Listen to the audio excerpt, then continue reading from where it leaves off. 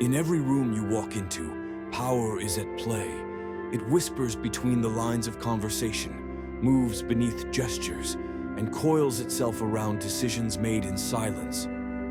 Yet for most, power remains an illusion, something others have, something one must be granted. But the truth is colder and far more liberating. Power is never given, it is taken. Robert Greene, in his monumental work, The 48 Laws of Power, did not invent power. He merely revealed it, like an archaeologist brushing the dust from a long-buried truth. What he unearthed is unsettling to some, empowering to others. That power is a game played in shadows by those willing to understand human nature not as it should be, but as it is. Take Law 1. Never outshine the master. At first glance, it feels manipulative. Shouldn't brilliance be celebrated? Perhaps. But the court of power is no place for purity. Outshining those above you invites insecurity. Make them feel superior, gently, subtly, and they will raise you without realizing it. We are taught to be honest, transparent, humble.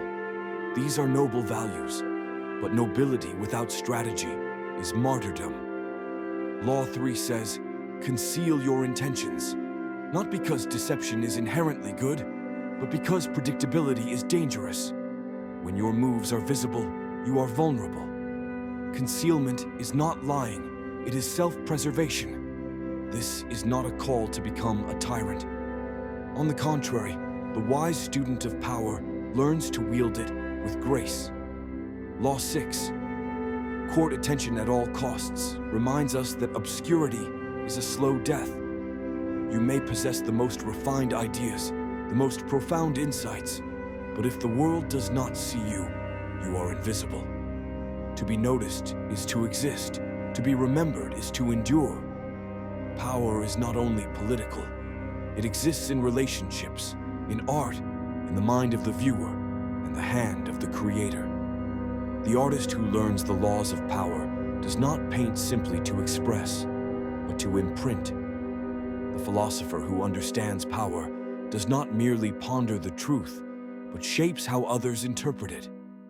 And yes, even in the act of watching this video, you are participating in power. To study history, philosophy, and psychology is to see the machinery behind the curtain. And once you see it, you cannot unsee it. It is not just the rulers who must learn these laws, but the ruled, the thinkers, the creators, those who wish to not just survive history, but shape it. If you've made it this far, then you are not the average observer. You are among the few who are not content with surface-level truths. That kind of mind is rare, and it belongs here.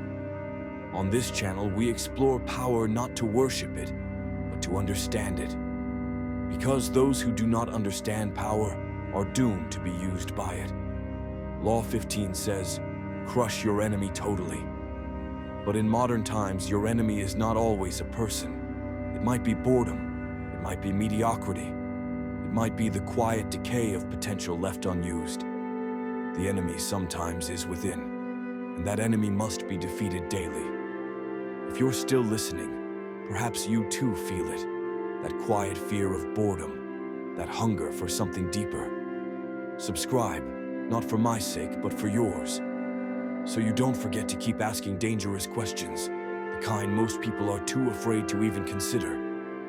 The final lesson is this: power flows to those who claim it, to those who sharpen their minds like blades and wield their words like weapons, to those who are not afraid to see the world as it is and still find a way to move through it with precision and purpose.